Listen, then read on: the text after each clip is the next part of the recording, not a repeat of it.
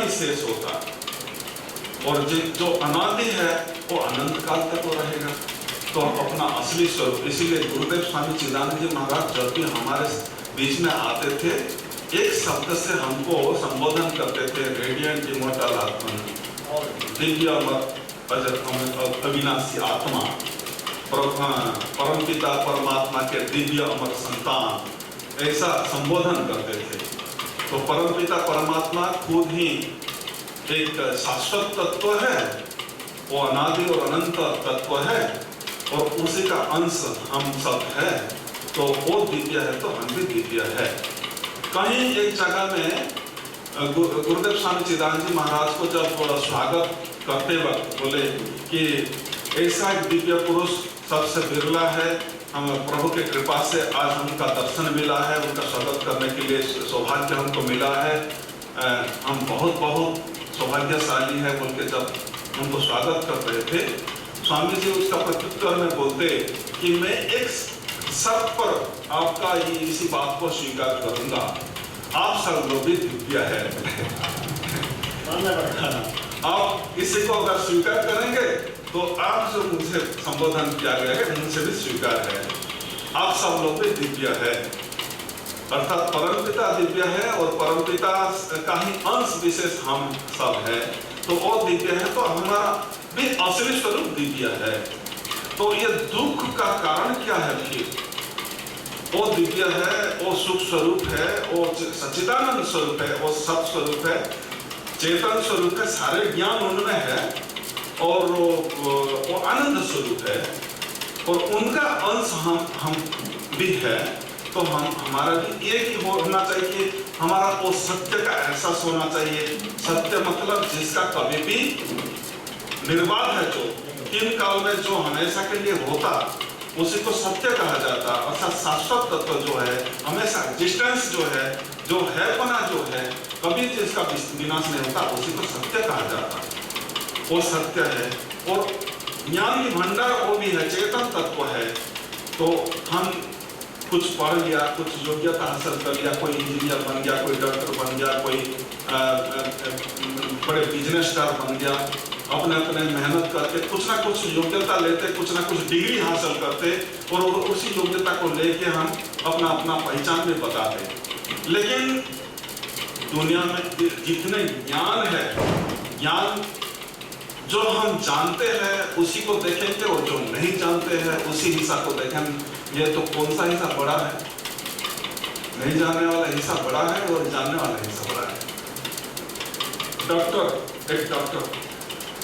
एक विद्या हासिल करके वो डॉक्टर बन गए, लेकिन उनको इंजीनियरिंग विद्या पता है क्या? जो आर्ट करते हैं, चित्र करते हैं, बहुत सुंदर सुंदर चित्र बनाते हैं, वो विद्या उनको पता है क्या? नहीं है। जो बहुत सुंदर सुंदर भजन प्रस्तुत करते हैं, अच्छा जैसा कि कबीरदास जी जो दोहे लिखा है, वो कला उनके पास नहीं है। ऐसा जो सारे विद्या बहुत सारे अनंत है। तो हम किसी एक एरिया, छोटा सा हिस्सा को अपना लिए और उसी में कुछ डिग्री हासिल करके कुछ विद्या हम हासिल किए, लेकिन जो हासिल किए, जो नहीं किए हैं, वो हिस्सा बड़ा है। तो वो विद्या के बारे में अगर ऐसा सोच विचार रखेंगे तो कैसा स्वभाव आ जाएगा? विद्या ददाति विनयम, असली विद्या सा विद्या या विमुक्त है। ये कुछ दिन पहले नवरात्रि का व्रत चल रहा था। नवरात्रि में दुर्गा देवी को हम 3 रूप में पूजते। पहले कुछ दिन हम उनको काली के रूप में, फिर लक्ष्मी के रूप में, फिर सरस्वती के रूप में। अभी काली पूजा हो गया, अभी लक्ष्मी पूजा होगा, और आगे वसंत ऋतु में सरस्वती पूजा होगी। सरस्वती महामाई। अभी दिवाली में हम खास करके लक्ष्मी पूजा करते हैं, और आगे बसंत पंचमी आ जाएगा तो उसी में सरस्वती पूजा करते हैं। तो ये शक्ति है, ये ही धन का देवी भी वो ही है, विद्या की देवी भी वो ही है। तो सा विद्या या विमुक्त है, वो विद्या माया भी है और अविद्या माया भी है। अविद्या माया के रूप में हमको उलझा देते हैं। कुछ ना कुछ योग्यता हम हासिल करते, अपने परिश्रम से, मेहनत से हम करते, समय लगा के करते, लेकिन उसी का अहंकार आ जाता तो उलझ जाते हैं, फंस जाते हैं और वो हमारा दुख का कारण बनता, बंधन का भी कारण बनता। लेकिन जब हम उनका दिल से संतों का समझ को अपनाते हुए हम आगे बढ़ते हैं तो उसी में विकास आता। जो विद्या हम हासिल किया उतने में संतोष नहीं होता, संतोष का खोज करते हैं, आनंद की खोज करते हैं, आनंद किसी में मिलेगा, वो असली विद्या, सा विद्या जा विमुक्त है, जिससे हम मुक्त बन जाएंगे। ऐसा जिसको जानने से वो जानने का बाकी नहीं रहता, जानने का शेष कुछ नहीं रहता, उसी को बोलते पराविद्या। अपराविद्या और पराविद्या। अपराविद्या में सारे शास्त्र आ जाता है, आपका इंजीनियरिंग, डॉक्टरी, medical science, engineering science, arts, commerce, सब, इवन वेद, वेदांत, गीता, उपनिषद, कुरान, बाइबल, जितने भी लिखित रूप में आज हमारे घर घर में मौजूद है, ये सारे शास्त्र अपराविद्या है। अपराविद्या इसलिए है, उसी को हम इंद्रिया के माध्यम से ग्रहण कर सकते हैं। कुछ सुन के, कुछ देख के, कुछ पढ़ के हम उसी को ग्रहण कर सकते हैं, अर्थात इंद्रिय ग्राह्य विद्या है वो। जो इंद्रिय ग्राह्य विद्या होते वो लिमिटेड है, वो सीमित है, और उसी को अगर खास करके विद्या बोल के हम रुक गए तो वो हमारा अहंकार के भी कारण बन सकता है। इसलिए बड़े बड़े विद्वान जो कि महामंडलेश्वर है, शंकराचार्य का उपाधि भी ले लेते हैं, वो विद्या का अहंकार के कारण वो बंधन में आ जाते, बंधन में आ जाते। इसलिए अपरा विद्या ऐसा है जो मैंने अविद्या माया, अविद्या माया और विद्या माया, परा विद्या, परातत्व। परातत्व के मतलब जागृत, स्वप्न, सुषुप्ति, ये तीन अवस्था का एक्सपीरियंस हमारे साथ में मौजूद है। हम सब जागृत अवस्था में जब दिन में जग जाते तो हमेशा कुछ ना कुछ दिन भर जागृत अवस्था में कुछ ना कुछ देखते रहते, कुछ ना कुछ सुनते रहते, कुछ स्पर्श लेते, कुछ स्वाद लेते, कुछ बोलते, कुछ सुनते, ऐसा होता। अर्थात शब्द, स्पर्श, रूप, रस, गंध, ये पांचों विषय का ही संग करते दिन भर जागृत अवस्था में। जागृत अवस्था में संग करते तो अपने अंदर से ऊर्जा विषय को चला जाता और ऊर्जा का कमी होने के कारण थकान मिलता। रोज हम कुछ सुनते रहते, कुछ इधर उधर घूमते रहते, या कुछ सुनाते, कुछ सुनते, किसी संग करते, तो ऐसा विषय का संग करते करते थकान मिलता हमको।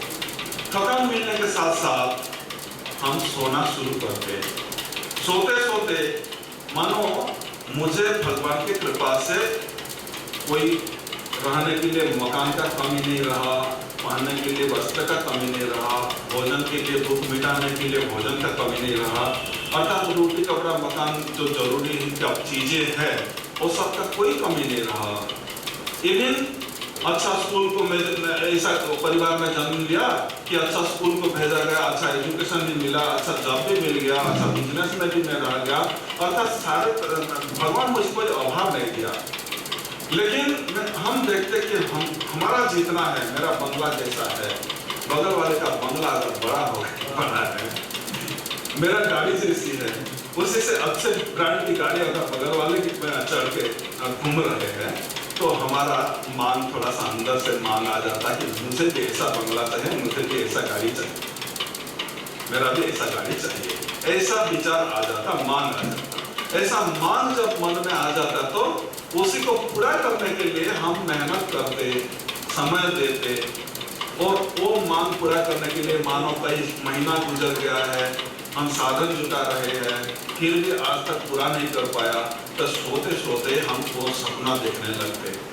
जो मांग आज तक पूरा नहीं कर पाया उसी का सपना देखने लगते कि बैंक सैंक्शन कर दिया, तो वो बैंक सैंक्शन कर दिया तो मैं थार को जाके कलर चॉइस कर रहा हूँ, ब्रांड चॉइस कर रहा हूँ, और गाड़ी लेके मैं घर को आ रहा हूँ, ऐसा सपना देखने लगे।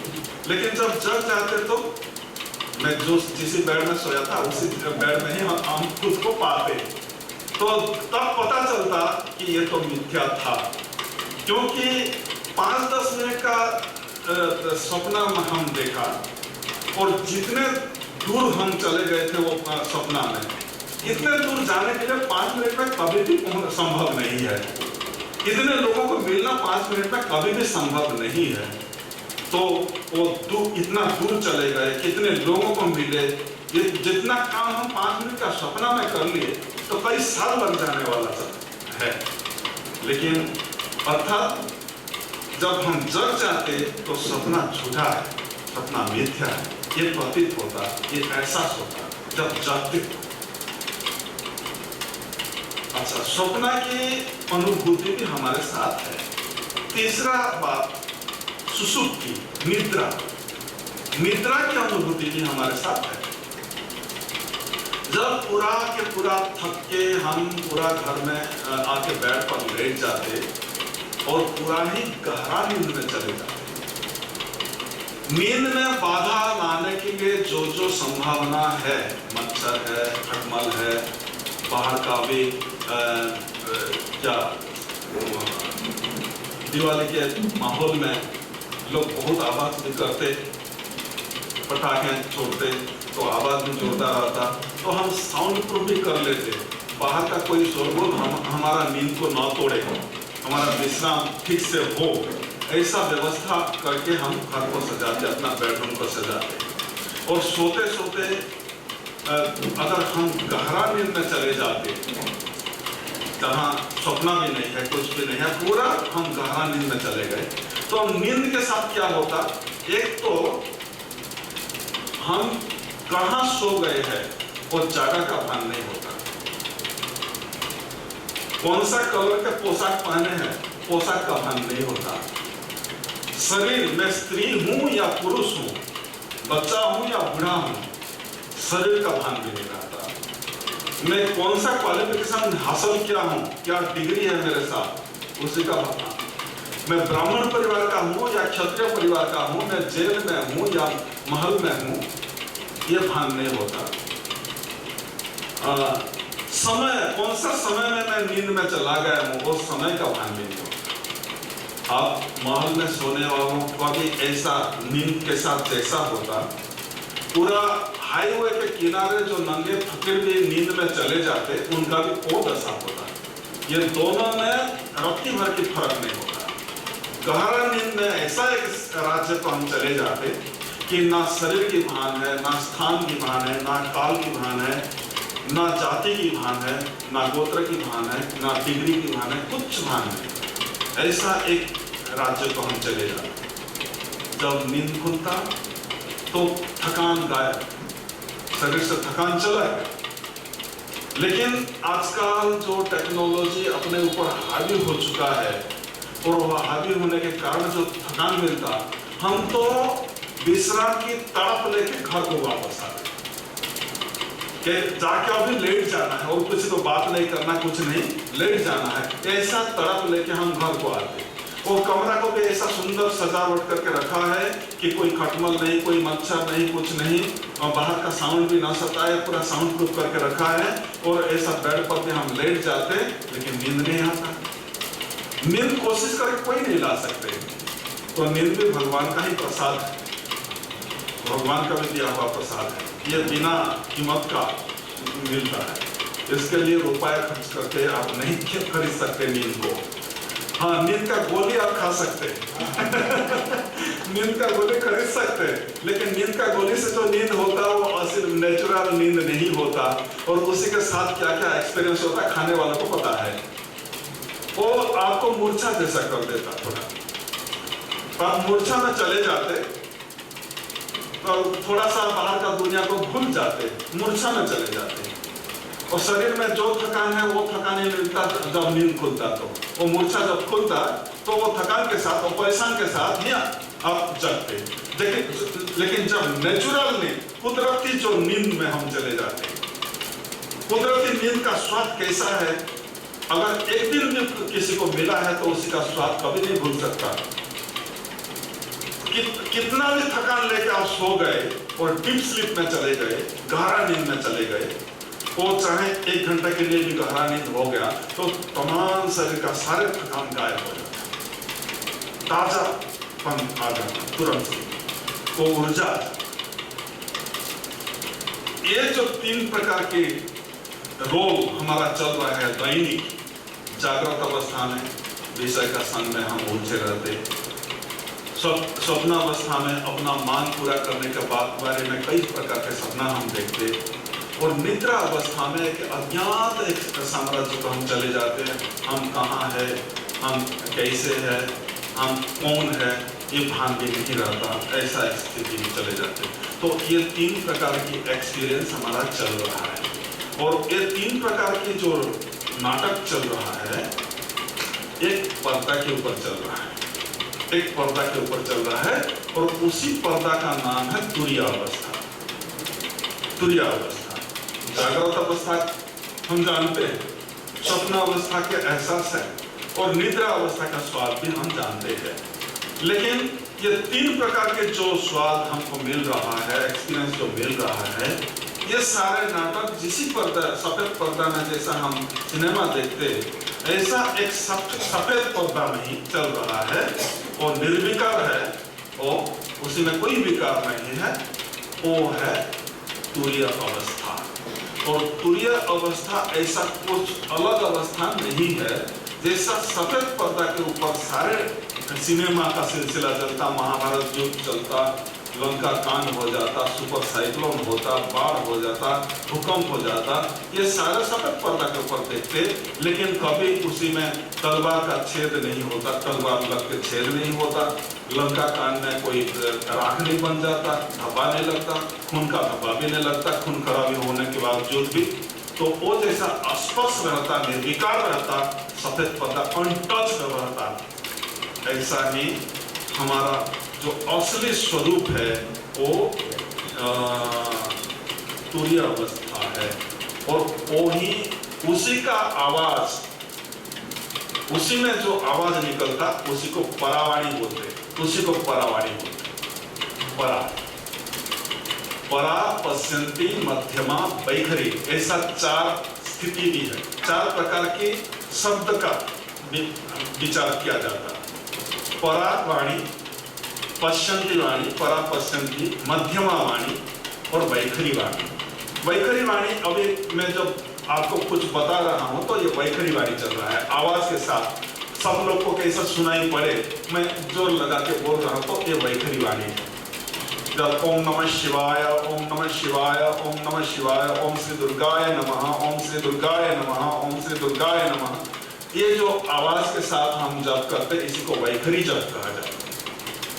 वैखरी जप जब गुनगुनाते हुए हम करते ओम नमः शिवाय, नमः शिवाय, नमः शिवाय, नमः शिवाय, दूर दूर तो थोड़ा सा आवाज सुनाई पड़ेगा, लेकिन क्या आवाज कर रहे हैं वो स्पष्ट सुनाई नहीं पड़ेगा जब नजदीक नहीं आया तो। ओम नमः शिवाय, नमः शिवाय, ये थोड़ा सा गुनगुनाते हुए जो आवाज करते उसी को उपांशु बोलते, उपांशु। और उससे आगे और थोड़ा सा अंदर चले जाते तो दूर दूर जब ग्रॉस लेवल में दूर दूर तक हम ज्योग्राफिकल डिस्टेंस कवर करने के लिए जो वाणी हम इस्तेमाल करते, व्यवहार में लाते, उसी को वैखरी वाणी बोलते। लेकिन बाहर का दुनिया से हट के जब अंतर यात्रा शुरू करते तो उपांशु में उतर जाते, गुनगुनाते हुए दूर दूर से हम अपने को हटा लेते और थोड़ा अंतर यात्रा शुरू करते, अपना आवाज को खुद सुनने के हिसाब से, दूसरों का आवाज नहीं सुन के अपना आवाज खुद सुनने के लिए ओम नमः शिवाय, ओम नमः शिवाय, ओम नमः शिवाय, ओम नमः शिवाय, अपना आवाज खुद सुनते हुए। तो हम दूसरों का आवाज नहीं सुन के अपना आवाज सुनने में अपना मन को कंसंट्रेट कर लेते। फिर उससे और डीपर लेवल में जाने के लिए पश्यन्ति जब में उतर जाते। पश्यन्ति साधना में क्या है, जब भी हम बचपन में कोई भाषा लेंगे तो हम सीख के तो नहीं आया था, भाषा का संस्कार हमको परिवार में मिला, पिता माता से मिला। हम अगर उर्दू भाषा भाषी की माता पिता से जन्म लेंगे तो उर्दू भाषा हमारा मातृभाषा बन जाता। हिंदी भाषा भाषी के परिवार में जन्म लेते तो हिंदी भाषा का संस्कार डाला जाता। ऐसा बांग्ला भाषा के परिवार में बांग्ला परिवार में अगर जन्म लेते तो बांग्ला भाषा मातृभाषा बन जाती। तो भाषा का जब भी संस्कार डालते तो पिता माता राम कृष्ण गोविंद गोपाल जो भी शब्द हम शब्द का संस्कार देते तो शब्द का संस्कार में अपना होठों का मूवमेंट होता, लिप मूवमेंट होता। लिप मूवमेंट होता तो अभी बिना आवाज से राम राम मैं बोलूंगा, आपको आवाज सुनाई नहीं पड़ रहा है, लेकिन जो आवाज का संस्कार शब्द का संस्कार जो डाला गया है, आप मुख को देख के अंदाजा लगा सकते कुछ बोल रहे हैं, कुछ बोल रहे हैं। गूंगे लोग भी जब शब्द का संस्कार लेते तो लिप मूवमेंट करके कुछ बोलते और उनका होठों को देख के अंदाजा लगा जाता कि ये ऐसा बोल रहे हैं, तो उसी को बोलते हैं पश्यंती। पश्यंती माने देख के देखा जा सकता है। लेकिन उससे भी और ज्यादा गहराई में जब जाते, अपना असलियत में जब उतर जाते, वो परावाणी, लिप मूवमेंट भी बंद, जीवा भी चुप, पूरा अंदर वो जो तुरीय स्थिति है, अपना असलियत स्थिति है। नैनं छिन्नन्ति शस्त्राणि नैनं दहति पावक न चैनं क्लेदयन्त्यापो न शोषयति मारुत अच्छेद्योयम् अदाहोयम् अक्लेद्यो शोष्यैव च नित्यः सर्वगतः स्थाणुम् अचलोयम् सनातनः। वो सनातन तत्व, वो अचल तत्व, वो निर्विकार तत्व जिसे को कोई तलवार नहीं काट सकता, कोई जल डुबा नहीं सकता, भिगा नहीं सकता, हवा उड़ा नहीं सकता, आग जला नहीं सकता, ऐसा एक अविनाशी तत्व असली अपना जो स्वरूप है, उसी स्वरूप में ही हम चले जाते। तो जब साधना अगर अपना रहे हैं तो जब साधना का उद्देश्य है कि बहिर्मुखी वृत्ति से मन को अंतर्मुख करने के लिए वैखरी वाणी से तो हम शुरू करेंगे जब, लेकिन वैखरी में ही रुक जाना नहीं है, वैखरी में रुक जाना नहीं है।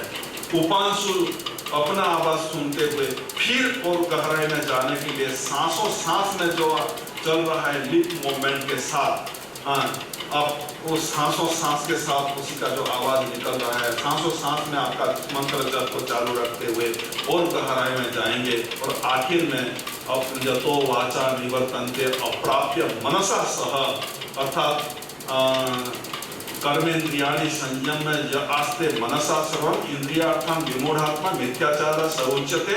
तो जो कर्मेंद्रिय इंद्रियाणि पराण्य हो, इंद्रियाणि पराण्य और इंद्रिय परम मनः मनसास्तु परा बुद्धि, जो बुद्धि पर बुद्धि के परे जो है, बुद्धि का पहुंच जहां नहीं है, अर्थात विद्या का पहुंच जहां नहीं है, बुद्धिदात्री माँ सरस्वती बुद्धि की देवी है, उनका पहुंच जहां नहीं है, वो परा तत्व, अपना असली तत्व, वो ही अपना स्वरूप है। वो स्वरूप में जाके हम जब रुक जाते तो उधर कोई शब्द नहीं है, अर्थात वो इतना साउंड प्रूफ है, कुदरती साउंड प्रूफ है, कोई आवाज उधर नहीं पहुंच सकता, कोई आवाज उधर पहुंच नहीं सकता। तो वो ही आनंद तत्व है, वो ही आनंद तत्व है, सत चित आनंद। चेतना से, चेतना का संस्कार से हम विद्या माया का मन सहारा लेते हुए धीरे धीरे विद्या माया ही माँ ही पिता को पहचान करा सकता है। मेरा असली पिता कौन है वो माँ ही बता सकता है, माँ ही बता सकती है। इसीलिए महामाया के भगवान भी बोलते कि मम माया दुरत्यया, मम माया दुरत्यया, मेरे माया को पाना इतना आसान नहीं है। मामेव प्रपद्यन्ते माया में काम करते, लेकिन जो मेरे शरण में आ जाते, मन्मना भगवत भक्तो मदिजाति मन नमस्कुरु मावे वजि प्रपद्यन्ते माया में तरंति ते। माया में तरंति ते, वो ही माया को पाएगा जो मेरे शरण में आ जाएगा। इसीलिए कहते हैं सर्वधर्मान परित्यज्य मामेकम शरणं व्रज। भगवान आखिर में ये संदेश देते, सर्वधर्मान परित्यज्य मामेकम शरणं व्रज अहं त्वा सर्व पापेभ्यो मोक्षयिष्यामि मा शुच। मां शुच, दुख मत कर, सोचना मत कर। दुखी हो गया था अर्जुन, इसलिए असोच्या नन्नो सोचस्तम, भगवान का उपदेश यहां से शुरू होता। असोच्या नन्नो सोचस्तम, सोच जिसके लिए सोचना नहीं करना है आप उसके लिए सोचना कर रहे हैं। जो सोचना की बातों से शुरू किए और आखिर में बोलते हैं मां सूच, अर्थात सोचना मत कर। तो सारे गीता वाणी आपका सोचना को दूर करने की वाणी है, अर्थात अपना आनंद स्वरूप, अपना स्वरूप का ज्ञान देने की वाणी है, अपना स्वरूप में उतरने की वाणी है। तो तदा